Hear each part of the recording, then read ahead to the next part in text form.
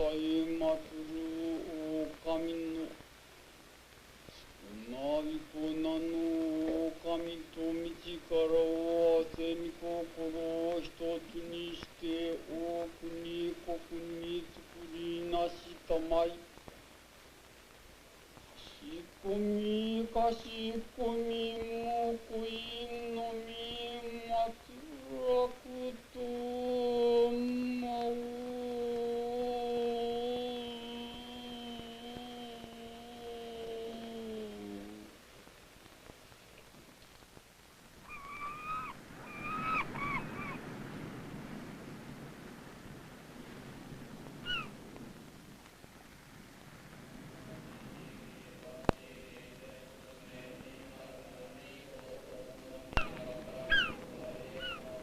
Before heaven and earth were produced, there was something which might be compared to a cloud floating over the sea.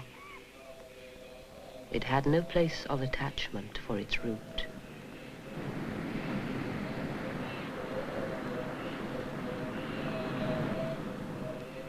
Izanagi and Izanami stood together on the floating bridge of heaven and held counsel together. Is there not a country below? They wondered. Thereupon they thrust down the jeweled spear of heaven, and groping about with it they found the ocean. Drops of brine falling from the point of the spear hardened and became an island. The two deities descended and dwelt in this island, fashioning other islands in like manner. Izanagi and Izanami formed mountains on them. They covered them with trees and grasses and watered them abundantly with springs and rivers. Thus, in words rich with the imagery of nature, do the Japanese myths describe the origins of the universe and the creation of the Japanese islands.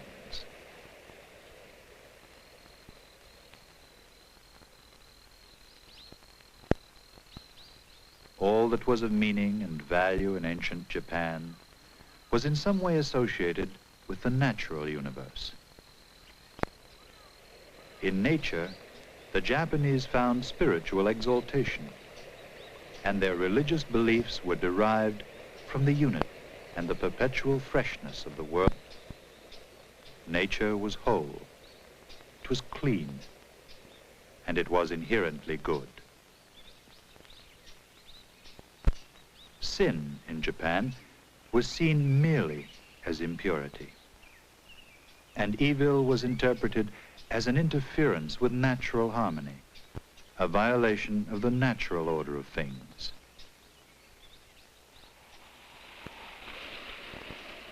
Nature was permeated with divinity.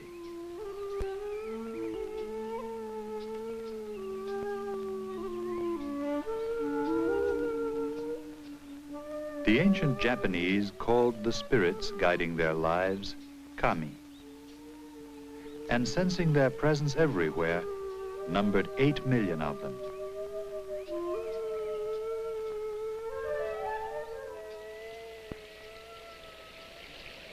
Kami were the tangible forms of the visible world, as well as the unseen forces that gave life to nature.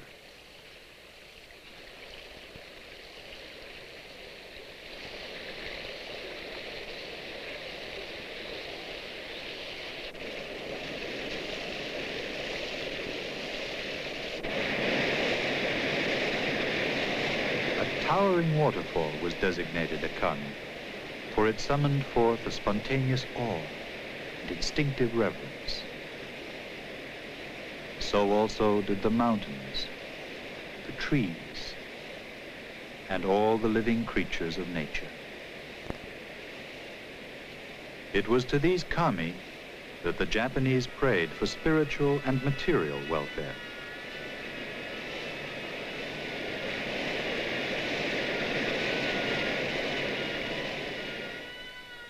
From this ethos developed what came to be called Shinto, or the way of the gods.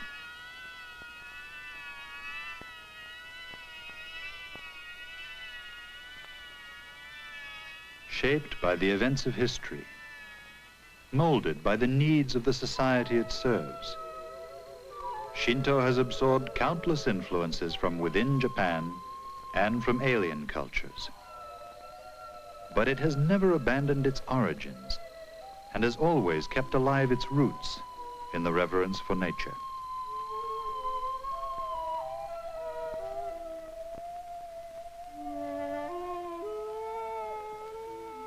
Lofty beyond the mountains, bright in the rising sun, Mount Tachi, a god standing, as tells its sacred name, soars in majesty to heaven through thousandfold white clouds.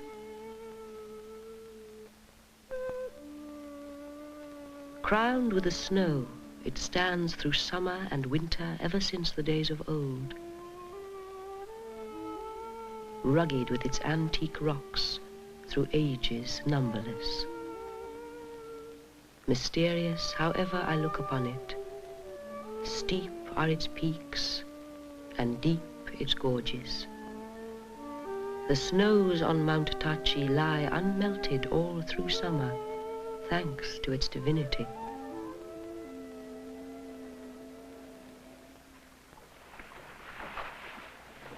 Another of the great nature deities is the island of Okinoshima in the Japan Sea, lying midway along the major trade route that has linked Japan and Korea since prehistory. The island rises out of the sea with a power and majesty that must have struck awe in the hearts of ancient seafarers sailing past on their perilous crossings to and from the Asian continent.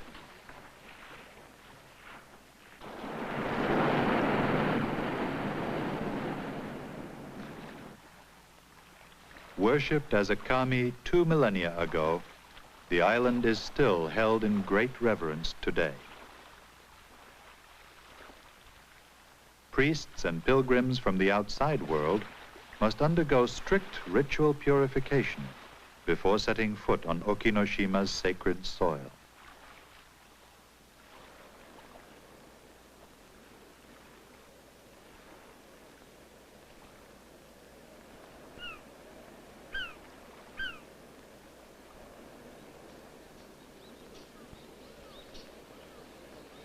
No one lives on Okinoshima except a single priest who tends its tiny shrine and ritual sites.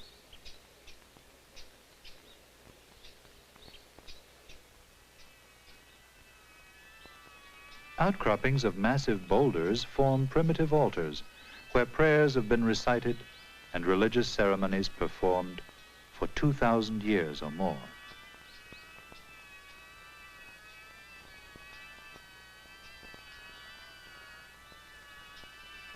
Around the bases of the great rock altars were deposited offerings to the island deity, left there by pilgrims praying for safe passage on their dangerous ocean voyages. Objects found at Okinoshima include superbly crafted bronze mirrors, some of Chinese origin, some made in Japan as early as the 4th or 5th century.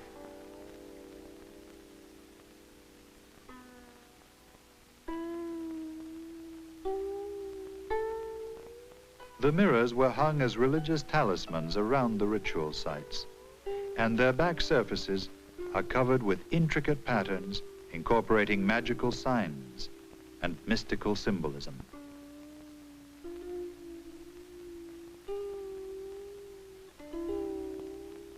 Vessels of metal or ceramic and miniature musical instruments were offered for the pleasure and entertainment of the island deity. Treasured objects of gold bear silent testimony to the devotion paid the kami of Okinoshima.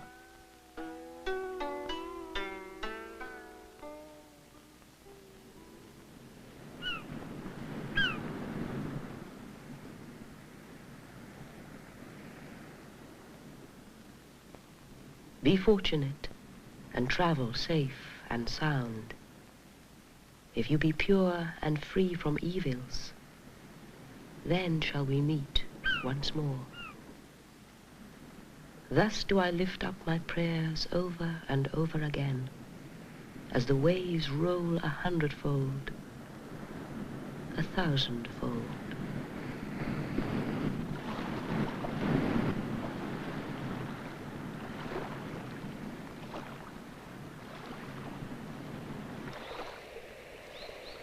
Rocks seem to have held a compelling power for the superstitious Japanese of prehistoric times. At sites throughout the country, great boulders or unusual groupings of rocks were considered as kami, or as dwellings of the myriad spirits of nature.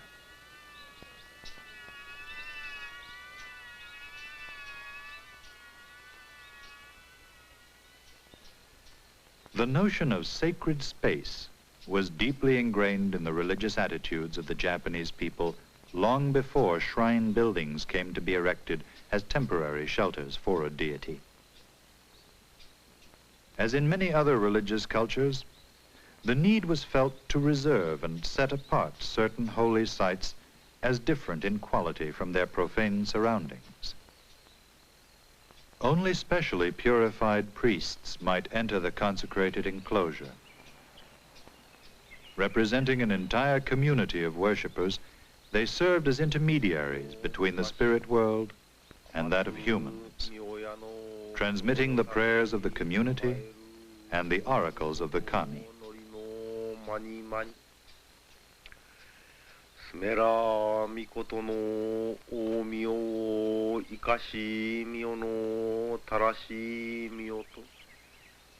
The presentation of food has always been an important ritual act in Shinto ceremonies. For in symbolically sharing a meal with the kami, priests and parishioners alike join in a moment of temporary union with the deity.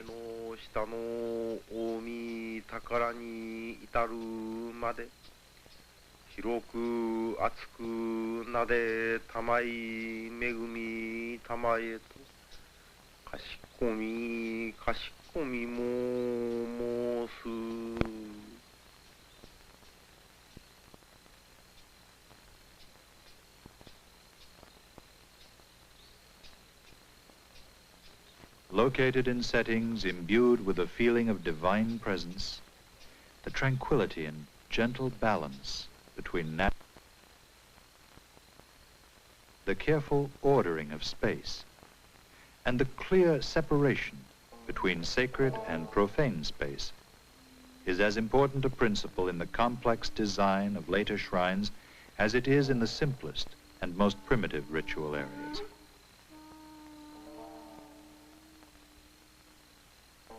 Growing like living trees from the stones of these sacred spaces, the first Japanese shrines were erected to shelter the spirits of the kami. The earliest shrine buildings are thought to have been modeled after simple farmhouses and raised floor granaries.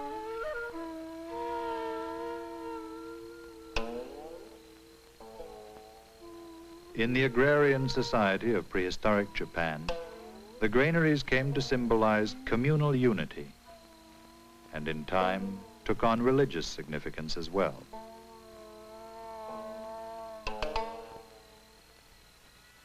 At the grand shrines of Ise, the ancient prototypes have been preserved, and they offer modern man a living connection with the Japanese of antiquity. Built more than 1,400 years ago, the shrines at Ise remain today the most noble expression of Shinto ideals.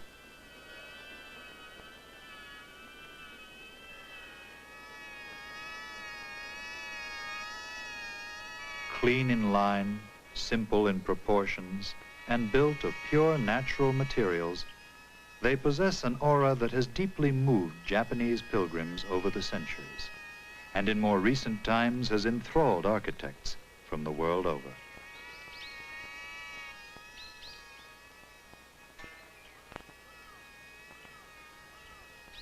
Ise is actually a complex of several shrines, all close in age and similar in layout.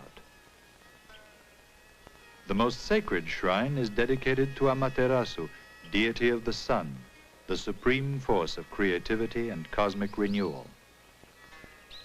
Another is consecrated to the god of grain cultivation and agricultural fertility. It is this kami that assures the production of rice, the staff of life throughout Japanese history. The materials of construction are drawn directly from nature, harmonizing perfectly with the form of the shrines.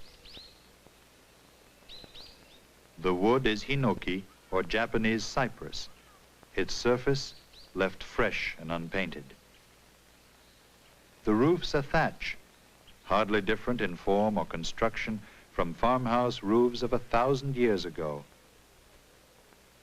or from those of the present day. The sacred space of the inner shrines at Ise is enclosed by 4 fences, through which no one may pass but specially purified priests and members of Japan's imperial family.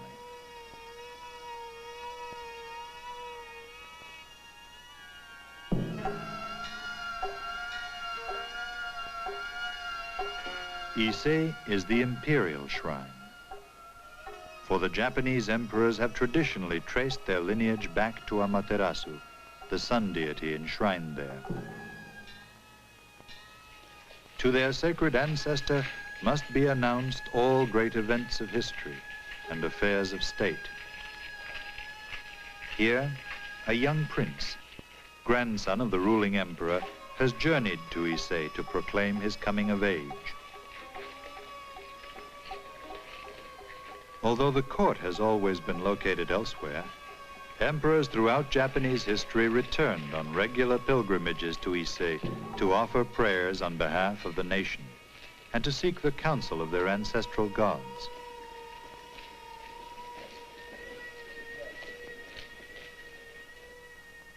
It was an emperor of the 7th century who decreed that the Ise shrines must be kept eternally new through a cyclical process of rebuilding. Every 20 years, a new shrine is built on an adjoining site as a precise facsimile of the existing one. When the new shrine is completed, the old buildings are removed to lay open an empty area that will await the next reconstruction 20 years hence. Thus, the newness and the freshness of these sacred buildings have been preserved for more than 1,000 years. The construction process uses ancient techniques and follows closely the diagrams and architectural plans carefully preserved in documents that date from the very origins of the shrine. Few nails are used in the construction of the shrines. Instead, the buildings are assembled like fine cabinets. Each section of pre-cut wood is fitted into the next in a process more like joinery than ordinary construction. Families of shrine carpenters have passed from generation to generation not only their skill and fine craftsmanship, but also their dedication to preserving intact the Ise style. Working only with traditional hand tools, the carpenters render the soft aromatic wood as smooth to the touch as silk.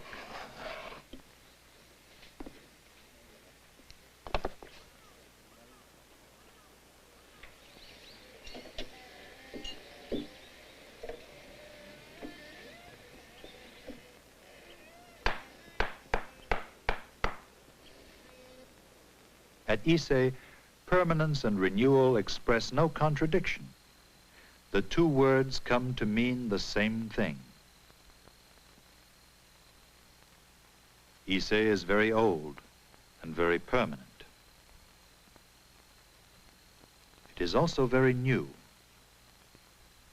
In preserving their ancient form unchanged, in transcending time, the shrines achieve a sublime and ultimate permanence.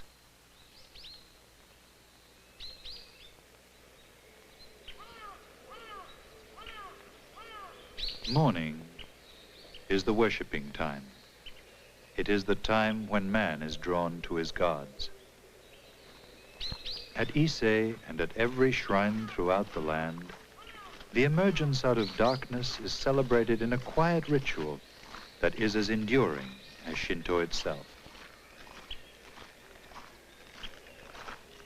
Practical and artless in its regular daily repetition, the ceremony marks the renewal of the day and the awakening of nature.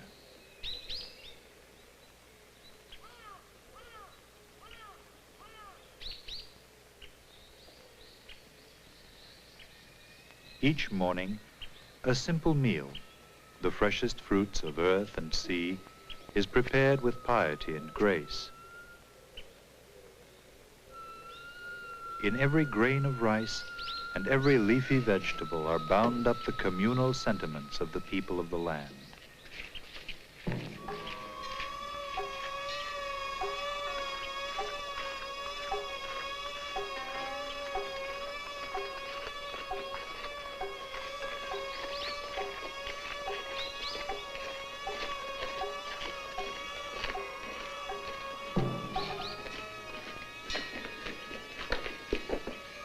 With dignity and profound reverence, this meal is carried into the shrine and offered to the kami.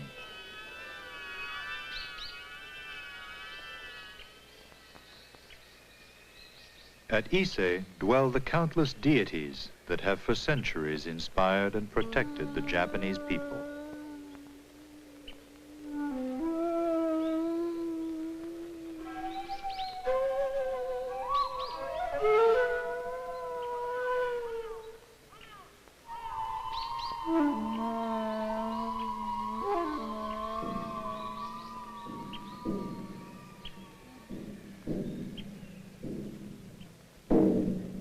The great shrines of Izumo, located at the other side of Japan from Ise and roughly equal in antiquity, express a very different relationship between man and his gods. Where Ise is unassuming in appearance and human in scale, Izumo towers over the worshipper, overwhelming him with its massive size.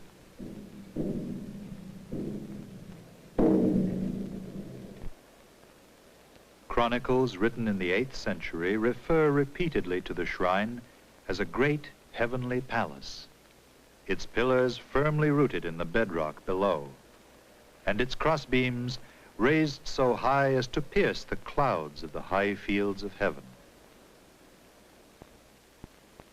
Izumo was clearly designed for a deity of the greatest power. Its colossal roof of cedar bark shingles weighs heavily on the stout pillars and walls. And the stairways rise so steeply that human feet cannot climb them with ease. The Izumo shrine has been restored and rebuilt several times over the centuries, although not at regular intervals as at Ise. The present buildings date from 1744, and they incorporate numerous changes from the form of the original shrine.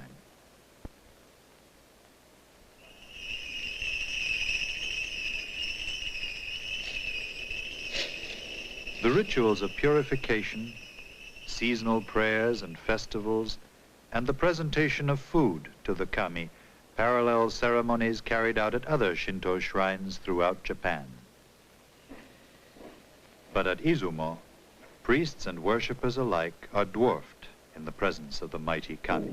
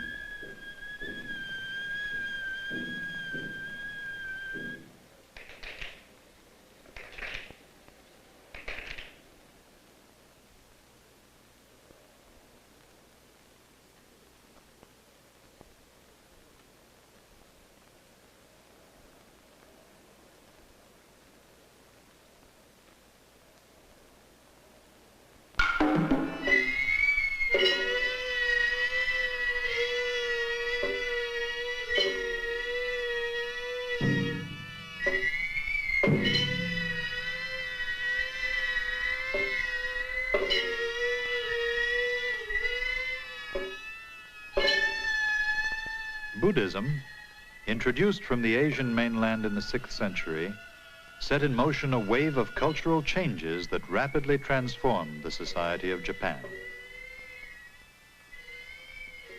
Not only did Buddhism offer a radically different way of conceiving man's role in the universe, but it also served as the vehicle for carrying to Japan the splendors of the high civilization of China. The richness and variety of Chinese culture dazzled the Japanese of the time. It was not long before the simple forms of pre-Buddhist Japanese culture were shed in favor of the highly sophisticated arts of China and the continent.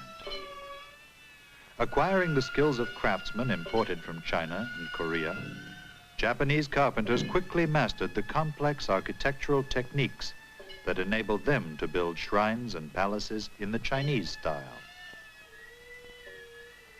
In color and texture, the ancient preference for plain, unfinished wood was replaced by a tendency to paint shrine buildings a bright vermilion to make them even more splendid as homes for the kami. And the severity of primitive roof forms was abandoned in favor of elaborate designs of gracefully sweeping curves and increased ornamentation.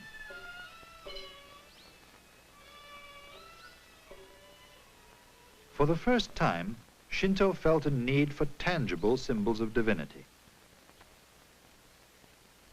In response to the highly developed religious imagery of Buddhism, the Shinto kami were given form as recognizable human figures. But a sculptural or painted kami was not to be confused with the spiritual essence of the deity itself, and was never worshipped directly. Hidden from view deep within the sanctuary of a shrine, Shinto images were almost never revealed to faithful worshippers. Parishioners drawn to the shrine remained content in their belief that the kami's spirit could not be contained within a single tangible object, but rather extended beyond the image to pervade the entire surrounding area.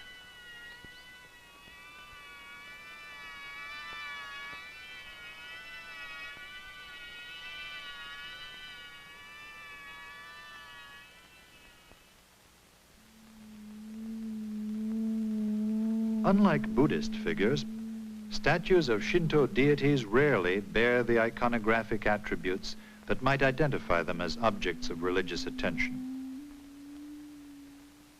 Kami were most frequently portrayed in the formal court attire of noble gentlemen and ladies. Had they not been placed on the inner altars of shrines, they might well be mistaken for portraits of historical personages.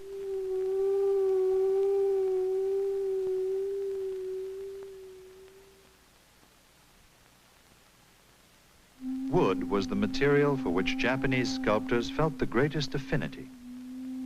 In carving Shinto statuary, they treated wood with all the reverence of a people who had always found sanctity in the great trees of nature. The tree continues to live within the sculpted human figure.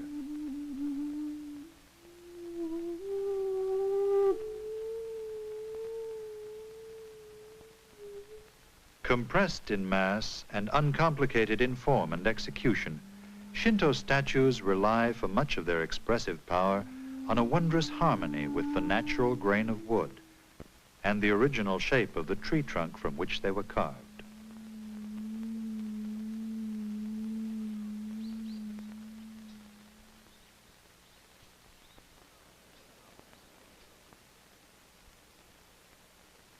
In Japan, Shinto and Buddhism have never been considered separate and mutually exclusive religions, but rather as two interpretations of a single reality. Theories arose to unify and equate them, and it became an important function of religious the gods in their Buddhist incarnations along the upper row, while their Shinto counterparts are assembled below.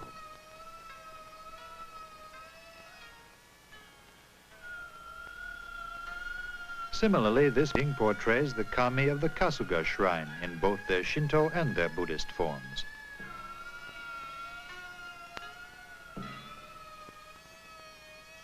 The Shinto deities are depicted as familiar human figures of noble character and superior personality. Each is different in dress and facial expression. Floating above each kami is his Buddhist equivalent, seated in meditation upon a lotus throne. Detached in appearance and closely similar in features, the universal Buddhist saints have transcended the world of men.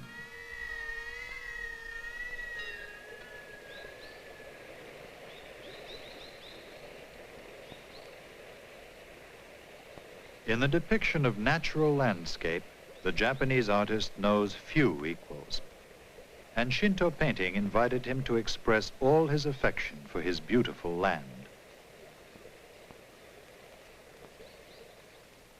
Kami and shrines are usually placed in settings that represent actual geographical locations. It was the artist's genius to capture in painting the spiritual qualities of specific sites.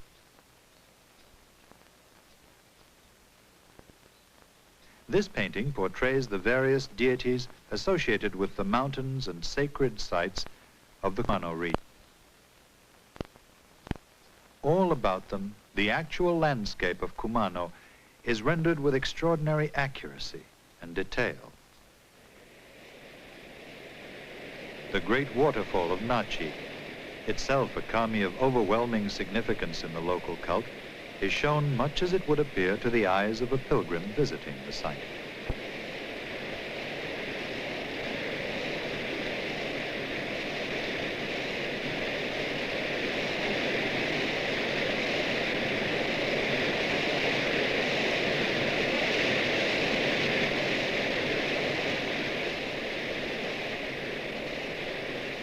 Standing at the bottom of the painted waterfall is the Buddhist divinity usually identified with the kami of the Nachi Falls. Like the many streams of the sacred waterfall, the Bodhisattva Kannon dispenses benevolence through its 1,000 arms.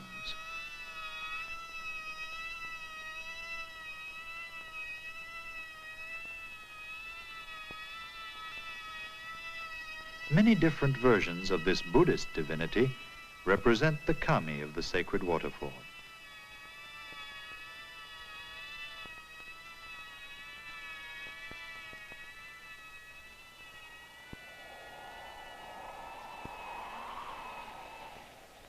While Buddhist mandala paintings serve as idealized diagrams of the entire universe, Shinto mandalas depict actual shrines in actual locations, rendering them as recognizable as a map or an aerial photograph. One might well use this 14th century painting of the Kasuga shrine in Nara to find one's way through the buildings and grounds of the shrine today.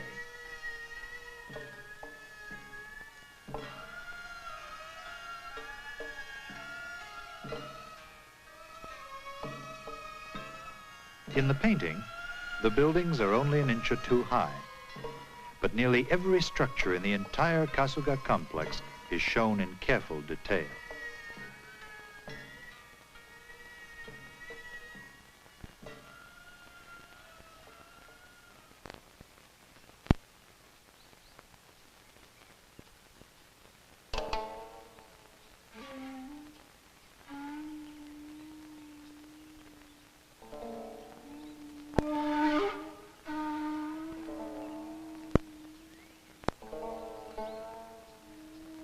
Deer imagery is prevalent in the arts of the Kasuga cult.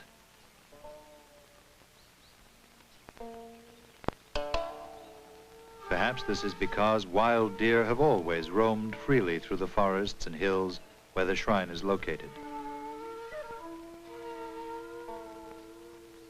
Or perhaps because the legendary kami who founded Kasuga are said to have ridden mythical deer when they journeyed to Nara from their original homes far to the north.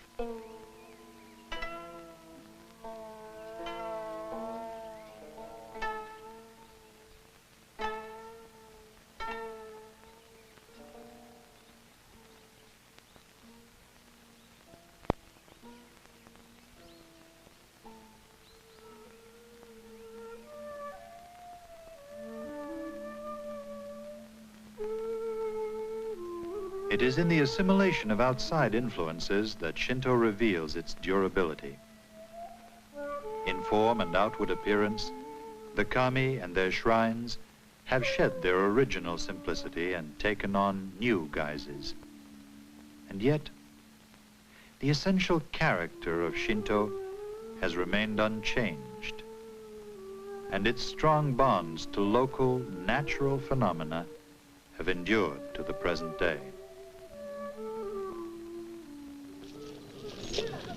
Unlike the many Shinto shrines located in lovely rural settings, the Kitano Tenjin shrine stands in the midst of the great city of Kyoto. It is dedicated not to a nature deity, but to the spirit of a 9th century court minister known as Tenjin, who was deified as a kami and came to be regarded as a patron of literature and the arts. Tenjin's brilliant career at court was cut short by political intrigues, unjust accusations against him, banishment, and a tragic death in exile, far from his beloved city of Kyoto.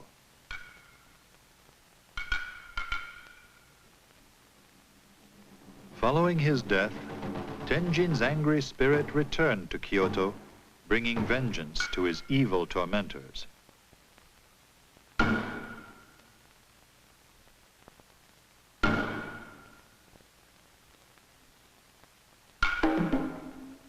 Pestilence and calamities ravaged the entire city until the spirit was appeased, and the Kitano shrine dedicated to him.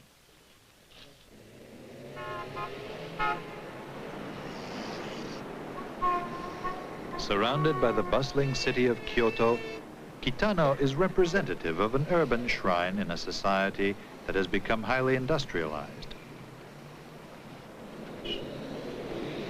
It is the center of many community activities and is the site of colorful festivals and bazaars.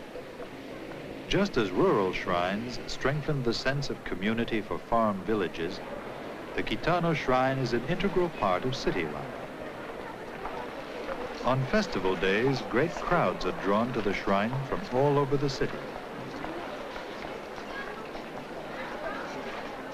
The first act of a devout visitor upon entering the shrine is to rinse his hands and mouth in a symbolic gesture of purification.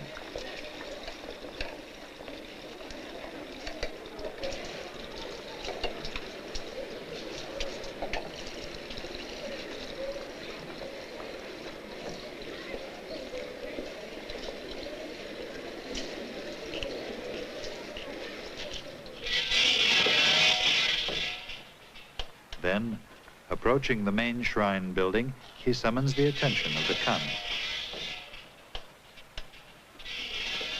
Laymen rarely enter the shrine. Instead, they stand outside for a few moments of silent prayer or meditation. Worshippers come to the shrine for a variety of purposes. Some wish to announce a birth or a wedding. Others come seeking guidance in managing their businesses or in attending to their everyday affairs. Young students are drawn to the shrine to ask the kami's aid in their studies or in their school entrance examinations.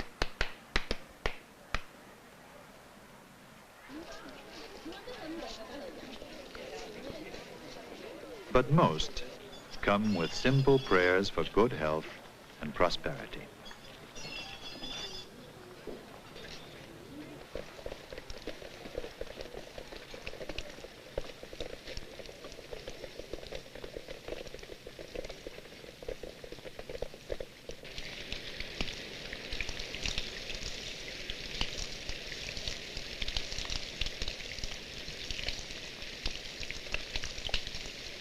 If history and the arts reveal Shinto's genius for assimilation, then rites of renewal represent its ability to preserve the past. Through the centuries, Shinto has survived, renewing itself like the seasons of every passing year. Since the Japanese first began to pray to the kami, Shinto has been closely linked to the rice cycle.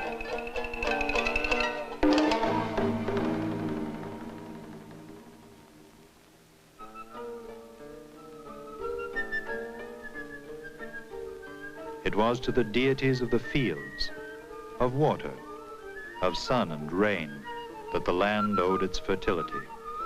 And it was upon the benevolence of the kami that the general well-being depended.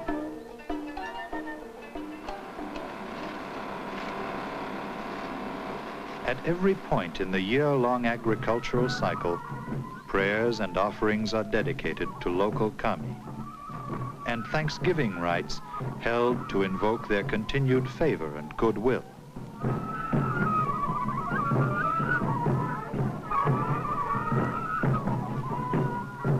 Rebirth of the kami, spiritual power, lie at the heart of most Shinto festivals. The festivals are happy affairs in which the relationship between farm community and kami is symbolically renewed in fields and villages.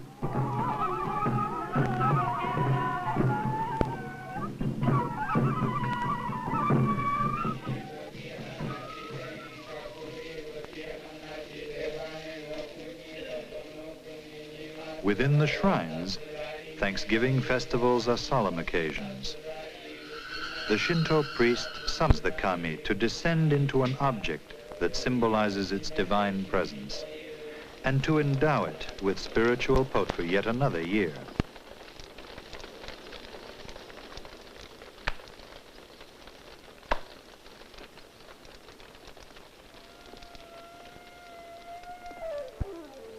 Thus has Shinto survived.